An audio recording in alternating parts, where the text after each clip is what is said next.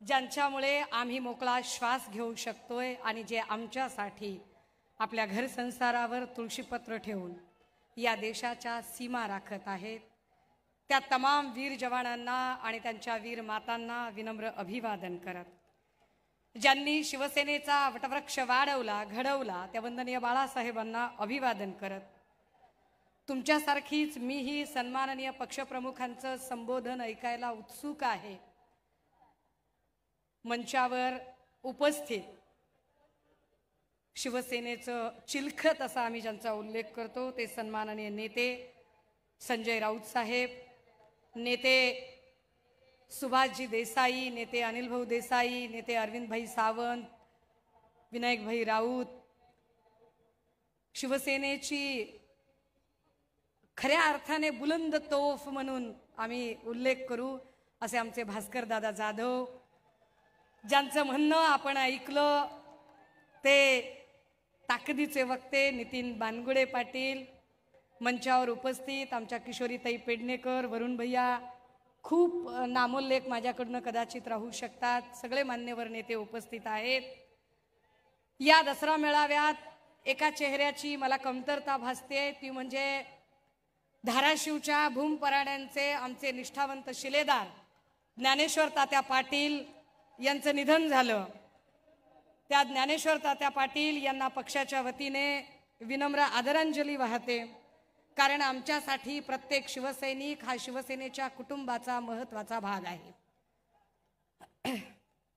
दादा हो, आज दसरा आहे. दसऱ्याच्या निमित्ताने राज्यभरामध्ये वेगवेगळे उपक्रम साजरे केले जात आहेत. गावापासून देशापर्यंत प्रत्येक जण हा सण उत्साहात साजरा करत आहे. गावगाड्यातला प्रत्येक माणूस, इथला मराठा, साळी, माळी, कोळी, तेली, तांबोळी, आतार, बागवान, सुतार, लोहार, कुंभार, रामोशी, बेरड, बेस्तर, बेलदार, घिसाडी, कैकाडी, पारधी, कंजारभाट, सिक्कलगार, आराधी, भराडी, गोंधळी, सगळ्या जातीची माणसं हा दसरा मेळावा अत्यंत आनंदाने साजरा करत आहेत. आणि या निमित्ताने राज्यभरात वेगवेगळे मेळावे होत आहेत. त्यात एक सकाळी महत्त्वाचा मेळावा संपन्न झाला, तो राष्ट्रीय स्वयंसेवक संघाचा. आणि राष्ट्रीय स्वयंसेवक संघाच्या सरसंघ संचालकांनी आज आपल्या अभिभाषणामध्ये असं म्हटलं की द्वेष संपला पाहिजे, सांप्रदायिक विभाजन होता कामा नाही, देश बलशाली झाला पाहिजे, हा देश मजबूत झाला पाहिजे, जाती जातीच्या धर्माधर्माच्या भिंती तोडल्या पाहिजेत, दुर्बल घटकांना सोबत घेतलं पाहिजे. सरसंघ संचालक जी आपलं म्हणणं सरांखो पर, पण सरसंघ संचालक जी तुम्ही हे सांगताय कुणाला? कारण महाराष्ट्रातल्या गावगाड्यात राहणारी 18 पगड 12 बलुतेदार, 18 अलुतेदार, इथला मराठा, साळी, माळी, कोळी, तेली, तांबोळी, आतार, बागवान, सुतार, लोहार, कुंभार, रामोशी, बेरड, बेस्तर, बेलदार, आराधी, गोंधळी, भराडी, कैकाडी, कंजारभाट, सिक्कलगार, पारधी, जोशी, चित्रकथी, ही सगळी माणसं गुन्ह्या गोविंदानेच नांदतात. पण सरसंघ संचालक महोदय, जर खरंच द्वेषबुद्धी संपवायचा सल्ला द्यायचा असेल तर आमची आपल्याला दोन्ही हात तिसरं मस्तक जोडून नम्रतेची विनंती असेल, हा सल्ला सगळ्यात आधी राज्याचे उपमुख्यमंत्री देवेंद्र फडणवीसांना आपण द्यावा, ज्यांनी या राज्यामध्ये माणसात माणूस ठेवला नाही, जातीत जात ठेवली नाही, ज्यांनी इथे द्वेषाचं राजकारण पसरवलं आणि ते द्वेषाचं राजकारण पसरवण्यासाठी कोकण मध्ये न चालणारी चिल्लर जी बाजारातनं रद्दबातल झाली आहे,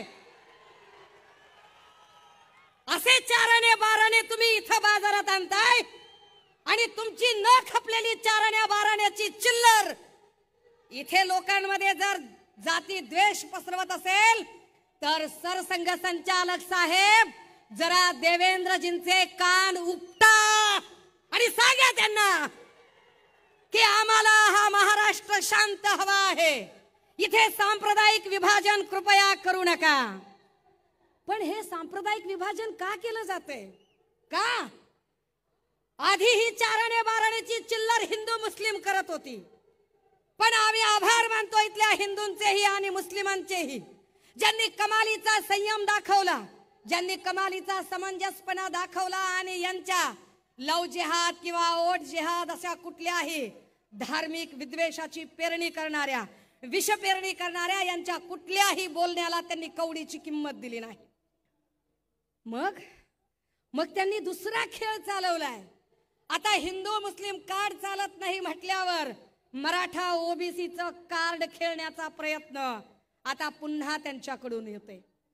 हे मराठा ओबीसीचं कार्ड खेळणारी माणसं गावगाड्याची वीण उसवण्याचा प्रयत्न करत आहेत.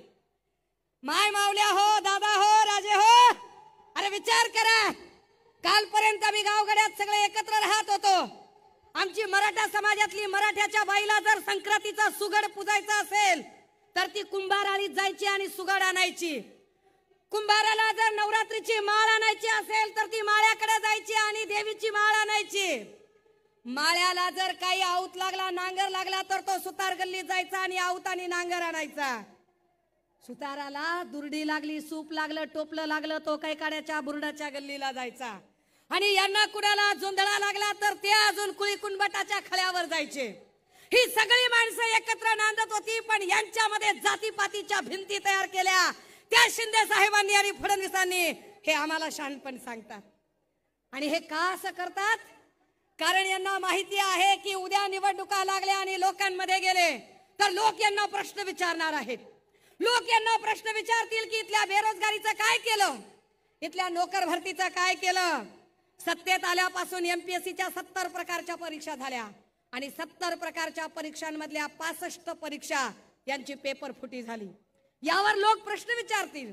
लोक पेन्शनवर प्रश्न विचारतील, आरोग्य भरतीवर प्रश्न विचारतील, तलाठी भरतीवर प्रश्न विचारतील, होमगार्ड प्रश्न विचारतील. आश्रमशाळेतले शिक्षक ज्यांच्या पगारी झाल्या नाहीत ते आश्रमशाळेतले शिक्षक प्रश्न विचारतील. आरोग्य खात्यातले आमच्या कर्मचारी आया बहिणी प्रश्न विचारतील. या प्रश्नांची उत्तरं या लोकांकडे नाही आहेत आणि म्हणून ही माणसं राजकारण करतात. बरं, आपण याच्यावर जेव्हा कधी यांना प्रश्न विचारावे त्यावेळेला ते लगेच सांगत असतात की नाही, याच्यावर राजकारण करू नका, त्याच्यावर राजकारण करू नका, हे बोलू नका, ते बोलू नका. कोण राजकारण करते? कोणत्या प्रश्नाची उत्तरं त्यांनी दिली? ते शिंदे साहेबांचे सगळे बोलघेवडे आमदार आकडे सांगतात. 6,000 कोटीचा निधी, 10,000 कोटीचा निधी, 5,000 कोटीचा निधी. अरे गेला कुठं? गावात रस्ते नाही, नीट लाईट नाही, गटर नाही, मीटर नाही, गेले कुठे हजारो कोटी रुपये तुमचे? किती थापा हाणाल आणि किती लोकांना भुलवाल, पण यावर ते चकार शब्दाने बोलत नाहीत. या प्रश्नांची उत्तरं ते देत नाहीत. शेतीमालाला भाव का नाही, सोयाबीन कापसाचं काय झालं, यावर ते काहीच बोलायला तयार होत नाहीत. यावर बोलायचं सोडून ते जातीपातीचे भांडणं लावायचा प्रयत्न करतात. आर्थिक प्रश्नावर तर ते बोलतच नाहीत. दादा हो, 1962 पासून ते 2014 पर्यंत, 1962 ते 2000 या राज्यावरचं कर्ज होतं 2,37,000 कोटी आणि गेल्या 10 वर्षात कर्ज झालं 9,54,911 कोटी. 10 वर्षात तिपटीने कर्ज वाढलं. ही वित्तीय तूट इतकी मोठी आहे की कदाचित पुढची 10 वर्ष ती तूट भरून निघणार नाही. तरीही घोषणांची आणि आश्वासनांची खैरात चालू आहे. काल परवा जाहिरातीचेच पैसे देत नाहीत म्हणून जाहिरातदार आणि कंत्राटदार बोलत होते, त्यावरही ते बोलायला तयार होत नाहीत. बरं, आपण काही बोलावं तर ते म्हणतात राजकारण करताय तुम्ही. कुणी राजकारण केलं? शिंदे साहेब, राजकारण कुणी केलं ते जरा नीट समजून घ्या. जिवंत माणसांचं सोडा, तुम्ही तर महापुरुषांचं सुद्धा राजकारण केलं. शिंदे साहेब, तुम्हाला एकही आंदोलन हाताळता आलं नाही. आम्हाला आनंद आहे की सन्मान्य पक्षप्रमुख जेव्हा जितका काळ या राज्याचे मुख्यमंत्री म्हणून होते तेवढा काळ या राज्यात एकही सांप्रदायिक आणि धार्मिक दंगल झाली नाही. पण शिंदे साहेब, तुम्ही ठरवून धार्मिक दंगली घडवून आणल्या. धार्मिक दंगली घडवण्यासाठी कारणीभूत असणाऱ्या शांतिगिरी सारख्या महाराजाच्या पाठीशी उभं राहण्याची भूमिका तुम्ही घेतली. तुम्ही खऱ्या अर्थानं महाराष्ट्र नासवण्याचं काम केलं. तुम्ही शहाणपण सांगायचं आम्हाला. आणि ते सांगतात महापुरुषांचं राजकारण शिंदे साहेब आठवा. तेव्हा तुम्ही इकडेच होतात, नंतर गद्दारी करून गेलात. तुम्ही काय केलं? 10 वर्षापूर्वी 2014ला नरेंद्र मोदी यांनी इंदू मिलची कुदळ मारली होती. गेल्या 10 वर्षात डॉक्टर बाबासाहेब आंबेडकरांच्या स्मारकासाठी त्या इंदू मिलची एक साधी वीट रचली नाही. याच्या उलट दीक्षाभूमीचं खोदकाम तुम्ही केलं. तुमची आघोरी भूक काही संपत नाही. तुम्ही किती राजकारण करावं? इकडे तुम्ही इंदू मिलचं स्मारक उभं केलं नाही, तिकडे अरबी समुद्रामध्ये छत्रपती शिवरायांचं स्मारक उभं करणार होतात. ते छत्रपती शिवरायांचं स्मारकही तुमच्याच्याने उभं करणं झालं नाही. हे तर नाहीच नाही, पण याच्याही पेक्षा आश्चर्य की छत्रपती शिवरायांचा पुतळा पडतो. शिंदे साहेब, छत्रपती शिवरायांच्या पायाशी जाऊन तुम्ही शपथ घेतली. किती खोटारडं वागाल. महाराजांची शपथही तुम्ही पाळली नाही. आणि तुम्ही वरून ते सांगतात की पुतळा कशाने पडला, तर म्हणाले ताशी 45 किलोमीटरचा वारा होता. ताशी 45 किलोमीटरचा जर वारा असेल तर कोकणामध्ये अनेक नारळाची झाडं आहेत, ती झाडं का पडली नाही? त्या झाडांवरचं साधं नारळ सुद्धा पडलं नाही. आणि तरीही हे आम्हाला सांगतात की ताशी 45 किलोमीटर, आणि त्या आपटेला तुम्ही सहज सोडून देता. तुम्हाला महापुरुषांची अस्मिता काहीच वाटत नाही. पण या वेळेला दादा हो, हे समजून घ्या, लोकसभेच्या इलेक्शनला प्रभू श्रीरामाने यांना चितपट केलं आणि विधानसभेच्या इलेक्शनला छत्रपती शिवरायांचे मरहट्टाच्या पठारावरचे मावळे यांना धूळ चाखल्याशिवाय राहणार नाहीत. ही माणसं एकही प्रश्न, मग आम्हाला ते सांगायला लागले. एक नवा शब्द काढला, गोंडस गुटगुटीत शब्द काढला आणि म्हणाले fake narrative, fake narrative, fake narrative. कसलं फेक नरेटिव्ह? कुणाचं फेक नरेटिव्ह? फडणवीस साहेब, जरा आपल्या अंतकरणावर हात ठेवा आणि स्वतःला प्रश्न विचारा की फेक नरेटिव्हचं महानिर्मिती केंद्र तुम्ही स्वतः आहात. फडणवीस असं म्हणतात की दर 10 वर्षांनी आरक्षणाची मर्यादा वाढवण्यासाठी जो सगळ्यात मोठा प्रयत्न केला गेला, तो प्रयत्न मोदी आणि वाजपेयीजींनी केला. फडणवीस साहेब, 50ला या देशामध्ये घटना अंमलात आली तेव्हा आरक्षण सुरू झालं. 60ला त्याचा कार्यकाळ संपत होता, तोही फक्त राजकीय आरक्षणाचा. सामाजिक आणि शैक्षणिक आरक्षण तर कायमस्वरूपी आहे. पण राजकीय आरक्षण जर 60ला वाढवायचं असेल तर 60ला भारतीय जनता पार्टी बाळोत्यात सुद्धा नव्हती. ती साधी बाळोत्यात नव्हती, तिचा जन्म तरी झाला होता का ते जरा समजून घ्या. 60ला जो कालमर्यादा वाढवली ती काँग्रेसने वाढवली. 10 वर्षांनी पुन्हा 70ला आरक्षण वाढवलं. भाजपने नाही, ते पुन्हा काँग्रेसने वाढवलं. फडणवीस साहेब, या देशात संविधानाला धोका आहे आणि तो अजूनही संपला नाही. आणि त्याचं जिवंत उदाहरण तुम्हीच आम्हाला घालून दिलं. भारतीय राज्यघटनेने सांगितलं आहे की लेजिस्लेचर आणि ज्युडिशरी 2 वेगळ्या गोष्टी आहेत. न्यायपालिका आणि कायदे मंडळ वेगवेगळे असले पाहिजेत आणि न्यायपालिकेने स्वतःची स्वायत्तता अबाधित ठेवली पाहिजे. यासाठी न्यायाधीश पदावरच्या व्यक्तीने भलेही त्याचे धार्मिक कल काही असतील, पण स्वतःचे धार्मिक कल सार्वत्रिकरित्या त्यांनी प्रदर्शित करू नये. असं असताना सुद्धा जर या देशाच्या सर्वोच्च न्यायालयाचे सरन्यायाधीश आरतीसाठी जात असतील तर याचा अर्थ काय काढायचा बरं? आणि यावर शिंदे साहेब, आपल्याकडून मी अपेक्षाच करू नये, कारण टेलिप्रॉम्प्टरवर आपण कॉपी वाचणार किती, भाषण करणार किती. आपल्याला वाचून वाचून भाषण करून आपल्याला त्याच्यातल्या कॉन्सेप्टही कळणार नाहीत. पण हे आपल्याला कधी लक्षात यावं की या देशाचा काय पद्धतीने, या राज्याचा खेळखंडोबा शिंदे, फडणवीस, पवार या सगळ्या लोकांनी केला. वर हे सगळं झाकण्यासाठी इथल्या न्याय व्यवस्थेला काय पद्धतीने यांनी सगळीकडून वेठीस धरल्याचा प्रकार केला. आणि हे सगळं झाकताना आश्वासनांची आणि घोषणांची खैरात सुरू केली. आता एक नवी खैरात सुरू झाली. ते म्हणाले की विरोधकांना खुपतंय लाडकी बहीण. काय खुपायचं कारण आहे? लाडक्या बहिणींनी 1500 रुपये कचकावून घेतले पाहिजेत. रटावून प्रत्येकीनं पैसे घेतले पाहिजेत. कारण लक्षात असावं राजे हो, जे आम्हाला महिना 1500 रुपये मिळायला लागले ते काही देवेंद्र फडणवीस साहेबांनी नागपूरचा बंगला विकून आम्हाला दिलेले नाही, किंवा ते 1500 रुपये शिंदे साहेबांनी तापोळ्याची जमीन विकून आम्हाला दिलेले नाहीत.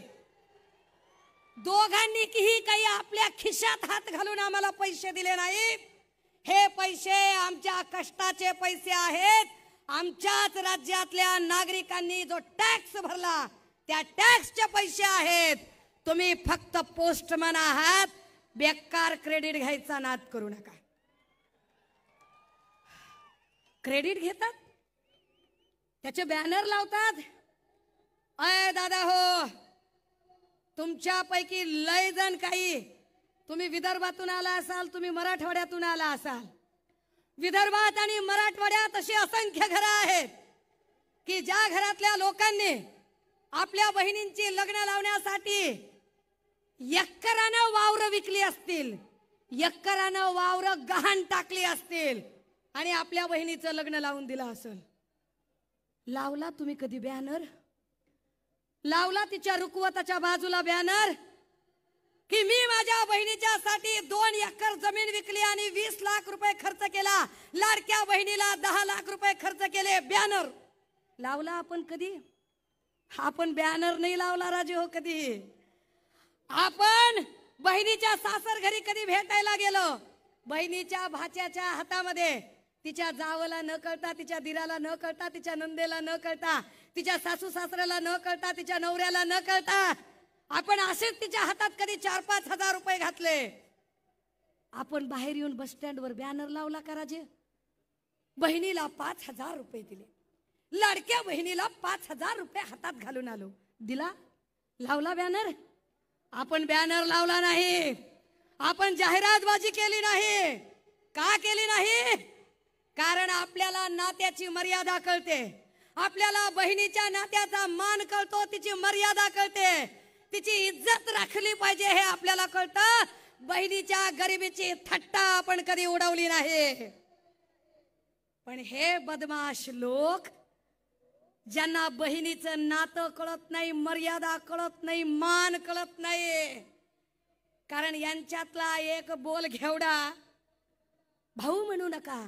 भाऊ तुला भाऊ नाही म्हणायचं तर मग मी काय खाऊ म्हणायचो? काय म्हणायचो मी?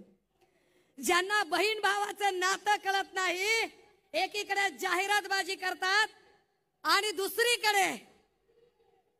दुसरीकडे त्यांच्यातलाच एक जण काल स्नेहल जगतापांच्या बद्दल बोलताना म्हणतो, तुम्हाला लाडका भाऊ पाहिजे का काय पाहिजे बोला. एखादी बहीण ज्यावेळेला नडते, ती अडत नाही, ती तुम्हाला घाबरत नाही, ती तुम्हाला भिडते, त्यावेळेला तुमच्यातला पुरुषी सरंजामी बाज उफाळून येतो आणि तुमची जात पितृसत्ताक व्यवस्था उफाळते आणि तुम्ही तिच्या बाईपणावर हल्ले करता. पण हे बाईपणावर हल्ले करण्याचे संस्कार ना हे संस्कार वंदनीय बाळासाहेबांचे असू शकतात, ना तुम्ही ज्यांचं सकाळी झोपेतून उठल्यापासून झोपेपर्यंत नाव घेताय त्या आनंद दिघेंचे असू शकतात. हे संस्कार फार फार तर रेशीम बागेत वाढलेल्या RSS मधून आलेल्या बाटग्यांचे संस्कार असू शकतात, जे बाटग्यांचे संस्कार तुमच्यावर आलेले आहेत. ज्या बाटग्यांच्या संस्कारामुळे तुम्ही महिलांच्या बद्दल अत्यंत अर्वाच्य पद्धतीने बोलताय. दादा हो, माझ्याकडे बोलण्यासारखे फार मुद्दे आहेत, परंतु तुर्तास आम्हाला आमच्या बहिणी लाडक्या आहेतच, पण त्या लाडक्या असण्याबरोबरच त्या सुरक्षित असणं जास्त गरजेचं आहे. एकट्या पुण्यामध्ये गेल्या 7 महिन्यात 265 बलात्काराच्या घटना घडल्या आहेत. एकट्या पुण्यामध्ये 750 विनयभंगाची प्रकरणं घडली आणि बदलापूर नंतर काल परवा सोनपेठला पुन्हा एकदा 4 वर्षाच्या चिमुरडीवर अत्याचार झाला आणि पोलीस निरीक्षक बोलमवार हा राष्ट्रवादी गटाच्या आमदार आणि आमदार पक्षातल्या लोकांना वाचवण्यासाठी त्या एवढ्याशा लेकराची तक्रार नोंदवून घेत नाही, अटक करत नाही लवकर तो आरोपीला. आम्ही न्याय कुणाकडून मागायचा? तो न्याय घेण्यासाठी आजही रामदास फुटाणे साहेबांची ती कविता प्रस्तुत ठरते. ती फक्त कविता उद्धृत करते आणि थांबणार आहे. कविता अशी आहे. 70 वर्षाच्या म्हातारीला कोर्टाच्या पायरीवर बसलेली पाहून विचारलं. 70 वर्षाच्या म्हातारीला कोर्टाच्या पायरीवर बसलेली पाहून विचारलं, आजी आजी आज इथं काय आहे? त्यावर तिनं उत्तर दिलं, 17व्या वर्षी माझ्यावर बलात्कार झाला होता, त्याचा आज 17व्या वर्षी निकाल आहे. 17व्या वर्षी माझ्यावर बलात्कार झाला होता, त्याचा आज 17व्या वर्षी निकाल आहे. 32 न्यायाधीश, 20 वकील, 40 शिरस्तेदार बदलून गेले. किती न्यायाधीश बदलले? आम्हाला अजूनही आमच्या पक्ष आणि चिन्हाची केस अजूनही तारीख पे तारीख मिळते. झालं 2-3 दिवसात आचारसंहिता लागते. 26 नोव्हेंबरला कारकीर्द संपते. अरे पुन्हा तुमचा न्याय मिळाला तर तो आमच्या काय कामाचा? पुन्हा तुम्ही न्याय जरी दिला तरी तो न्याय आमच्यासाठी operation is success but patient is dead म्हणण्यासारखा असेल. तो काय उपयोगाचा? 70 वर्षाची म्हातारी म्हणते 32 न्यायाधीश, 20 वकील, 40 शिरस्तेदार बदलून गेले. निम्मे साक्षीदार मरून तर बाकीचे केव्हाच पळून गेले. कितीतरी बलात्कारित मावल्या मरून गेल्या, मी मात्र जिवंत आहे. हाच एक सवाल आहे. आणि 17व्या वर्षी झालेल्या बलात्काराचा आज 17व्या वर्षी निकाल आहे. भगवान के घर देर है ही म्हण अजूनही बदललेली नाही. भगवान के घर देर है ही म्हण अजूनही बदललेली नाही. न्यायदेवतेच्या डोळ्यावरची पट्टी थोडी सुद्धा सरकलेली नाही. मोर्चे आंदोलन तेव्हाही झालं, नंतर कुणी फिरकलं नाही. हे की नाही? पूजा चव्हाणच्या वेळेला मोर्चे आंदोलन करणारे नंतर त्यांच्याच पंक्तीला बसले. मोर्चे आंदोलन तेव्हाही झालं, नंतर कोणी फिरकलं नाही. तरी सुद्धा वाटतं आज माझ्या जीवनाची सकाळ आहे आणि 17व्या वर्षी झालेल्या बलात्काराचा 17व्या वर्षी निकाल आहे. थरथरत्या हाताला हात देऊन म्हातारीला उभं केलं. थरथरत्या हाताला हात देऊन म्हातारीला उभं केलं. निकाल ऐकण्यासाठी 4 भिंतीच्या आत नेलं. मात्र निकाल ऐकून तिचे पाय लटपटू लागले. पुराव्याअभावी काही आरोपी निर्दोष सुटून गेले. ज्यांना झाली शिक्षा ते तर कधीच मरून गेले. ज्यांना झाली, कारण एकट्या अक्षयला संपवताय पण आपटेला सोडून दिलंय, त्याचं काय? ज्यांना झाली शिक्षा ते तर कधीच मरून गेले. 70 वर्षाच्या आयुष्याचा आज सारा निकाल आहे. 17व्या वर्षी झालेल्या बलात्कारावर पुन्हा न्यायालयाने केलेला नवा बलात्कार आहे. आणि आजी सांगते 17व्या वर्षी झालेल्या बलात्काराचा 17व्या वर्षी निकाल आहे. दादा हो, हे चित्र बदलायचं असेल तर, हे चित्र बदलायचं असेल आणि महाराष्ट्राच्या लेकी बाळींना सुरक्षितता प्रदान करायची असेल तर या शिवतीर्थावरून महाराष्ट्रात सगळा अवघा आपल्या कानाचा, जीवाचा कान करून ऐकायला आतुर आहे. मी उद्धव बाळासाहेब ठाकरे महाराष्ट्राचा मुख्यमंत्री म्हणून हे वाक्य ऐकायला आपण उत्सुक आहोत. आणि ते वाक्य ऐकण्यासाठी चला आज आपण संकल्प करूया. ही मशाल तेवत ठेवूया. विधानसभेला ही मशाल विरोधकांच्या बुडाखाली पेटली पाहिजे. आणि या मशालीची धग त्या प्रत्येक नराधमांपर्यंत आणि गद्दारांपर्यंतही पोहोचली पाहिजे. जे बोलायचं होतं ते असंच बोलायचं होतं. त्यामुळे पुन्हा त्याच्यावर दिलगिरी वगैरेचा काही प्रश्न नाही. थांबते, रजा घेते. जय हिंद, जय महाराष्ट्र.